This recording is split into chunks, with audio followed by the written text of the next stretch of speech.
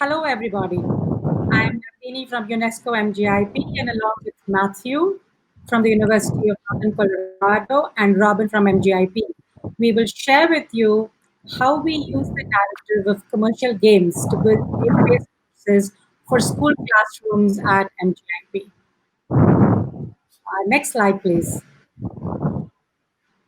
So I'm a cognitive neuroscientist, and I'm fascinated by the human brain. And what we do know is that the thinking or the decision making brain, which is up there in the prefrontal cortex, is actually anatomically connected to the emotional brain. Yet, learning in the classroom never focuses on building social and emotional skills. But accumulating data from the neurosciences now shows that explicit instruction and social and emotional learning can not only build skills like empathy and compassion, but also teach perspective taking and emotional resilience. MGIP's mandate is to mainstream social and emotional learning in curricula using digital pedagogies. Okay, and in this context, we have devised and structured a new social and emotional learning framework, which is called EMC Square. EMC Square is designed to cover basic skills: empathy for the fellow human being, mindfulness for the task at hand, compassion for pro-social action, and critical inquiry to question and rationalize all decisions that we take. Next slide, please. So, what we're trying to do is ensure that curricula are designed such that they begin to build explicit anatomical connections between the emotional brain and the thinking brain. Because we now know that because of a process called neuroplasticity, when the brain can change by explicit instruction, we can actually build this structural connectivity. Our purpose is to use games, which are powerful experiential narratives, to act as engaging hooks for contextualizing social and emotional learning, especially for 15 to 18-year-olds. So the idea is that games provide ways to practice real-world encounters and experiences, which can effectively be used to teach explicit social and emotional skills. What is listed out here on the slide on the left is the process that we use to build a game-based course. So we first go ahead and identify a powerful course that is out there, which might be commercial in nature. This course is often linked to one of the sustainable development goals or specifically to social and emotional learning. We then go ahead and decide what might be the specific learning outcomes that we seek to achieve from this course. Then we go ahead and play the game and identify specific pause points within the game, which can be used to build explicit learning.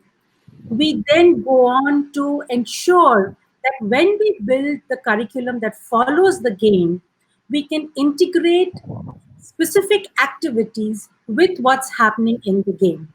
And finally, we want to try and ensure that we have assessments built in so that we can actually evaluate the efficacy of these curricula.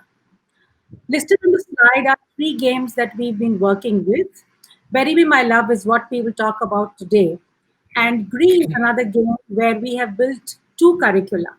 One to use art therapy on how one could use art therapy to cope with grief. And the second is to use a curriculum on how you can take a stage of grief and convert it into a stage of hope. What we try and ensure is there is rigor in the curricula so that the student can actually build some good knowledge and understanding. Over to Matthew now to tell you more about this. Thank you, Nandini. As you can see in the slide, we went beyond clicks to pauses in between. The design itself was a convenient sampling across two countries, in Colorado in the US and in India.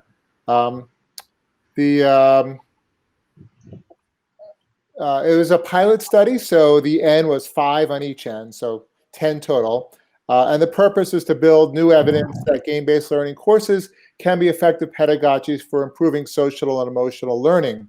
It's interesting, as Nandini was explaining EMC squared, back when I grew up, educational technology was educational television. And Fred Rogers, the Mr. Rogers neighborhood, was where we would get feelings. And Sesame Street was where most cognitive learning would come from. And Fred Rogers called it two sides of the same coin. So it's at SE plus L in SEL. Um, we created these courses, or this particular study, through a lens of media psychology, where what really resonated with something Eric Zimmerman said last year at Games for Change is that games have their aesthetic cuisine. They're not just nutrients, not just ingredients, not to be reductionist. So we're looking at games not as instruments, but as media, specifically eudaimonic and hedonic media, media that build resilience, strength, and well-being. In eudaimonic media, we generate feelings of introspection, things like mortality salience. Hedonic, or hedonic, it's hard to speak this morning, games are like Animal Crossing, where we nurture positive feelings. And in that spirit, we look here at educational games, which tend to be transactional experiences, not situations, and really evoke those sorts of feelings. Interesting choices is how Sid Meier defined games. Tracy Fullerton modified this in a couple of her keynote talks recently. Games as a series of interesting situations, which is based on Brian Upton's situational game design theory. Here's his book. I'm not promoting my own book today, but this is his book. And it's this idea of passive and active constraints in games, focusing on what the player does not do in games, as well as the actions they take. Unlike transactional models like MDA, situational design framework considers anticipatory play, where players pause and reflect and think. These are the heuristics in players' minds. So we have immediate play, what you do right away, like blocking an attack from a zombie, and anticipatory play. We see this in Journey, in Sky, in walking simulators like Walden, Edith Finch, and in Bury Me, My Love. So these games are designed to bring players to situations. You can see the three dots there in the simulated text message. That's what's going on in the player's imagination and mind, waiting to see what that next message will be, what that uncertainty is. Now, this is a little more difficult to assess because it's not a cybernetic system where we're just going to pull out what players click on. It's more nuanced, deeper. So we look at pre-post test here between the interactions. Rather than psychometrics, we go and look at a t-test to see the changes between groups. And with that, I will pass it to Robin. Next slide, please. Thank you very much, Matthew. So, as some of you might already know, Bury Me My Love is a game about the journey of a young girl, Noor, who is a refugee trying to find her way from Syria to Europe.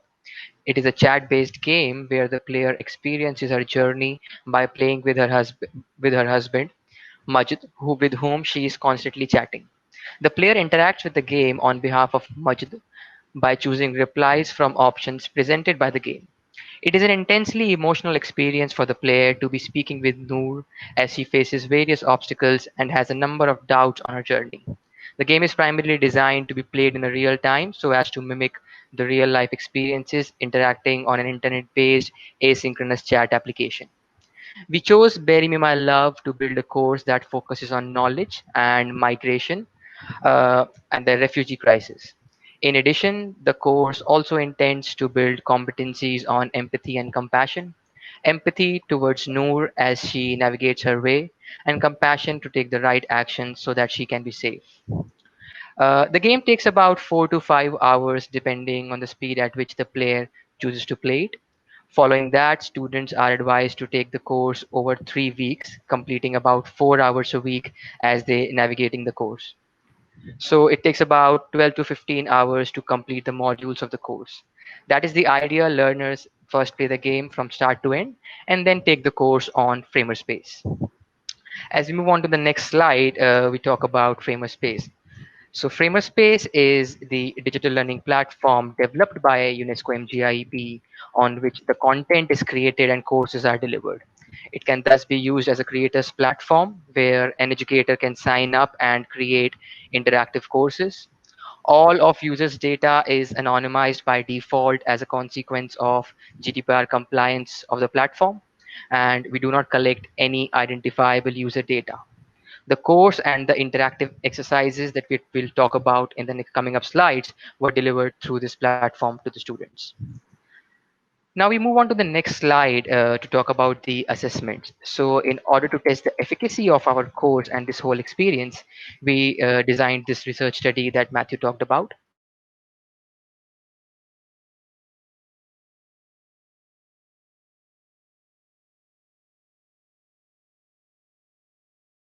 And students. The next slide talks about the basic empathy survey that had items around two aspects of empathy, namely affective and cognitive empathy. Affective empathy is defined as the ability to experience others' emotions, while cognitive empathy is the ability to comprehend the emotion of others. And the third aspect of our assessments, which is in the next slide, is the final section that had items around three aspects of compassion, namely self compassion, compassion for others, and compassion from others. It is to be noted that all the assessments were self reports, and learners scored themselves on a 5-point Likert scale before and after the intervention. The next slide is about the course that we designed. So, as we discussed, that Bury Me My Love is a game inspired by real life characters and events, Learners score and themselves five and point Likert scale before before and after the intervention. And there are instances in the game the which next slide team is sought about to use the in the course course that we designed. from an educational So, point of view. as the Bury Me My Love Activities is were designed inspired to by the provide opportunities characters for and reflection, for learners dialogue, score and themselves sharing five experiences. point Likert scale The next slide before shows some and examples of the after elements the from the intervention. course. And there are instances in the game The which next slide team. So from one of the common things is that terms like migrants, refugees, and asylum seekers are often used interchangeably. We sought to build learners' understanding of these terms by highlighting their definitions and differences.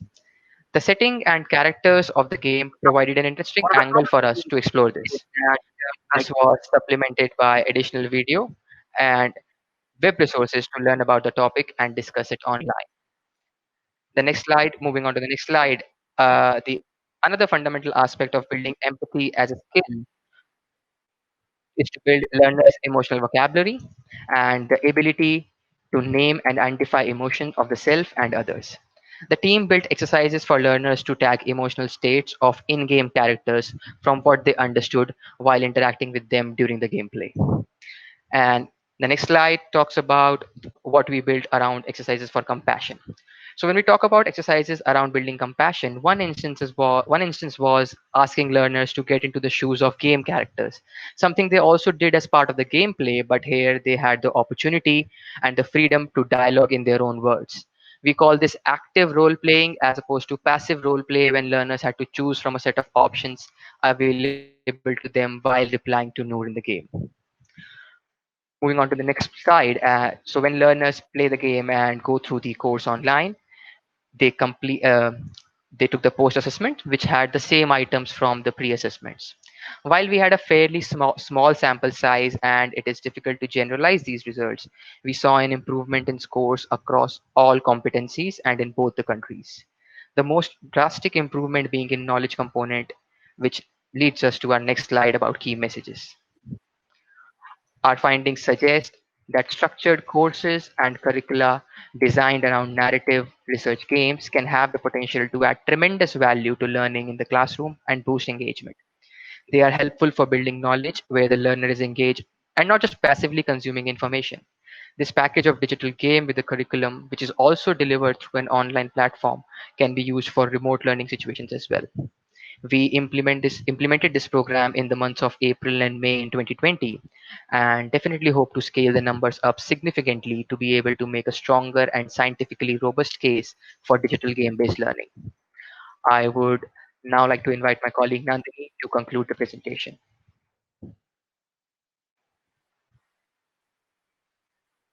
Into how we build game-based courses. And in the course of the following months, we will be conducting this study over many more students, and hopefully we will see significant difference, improvements in empathy and compassion too.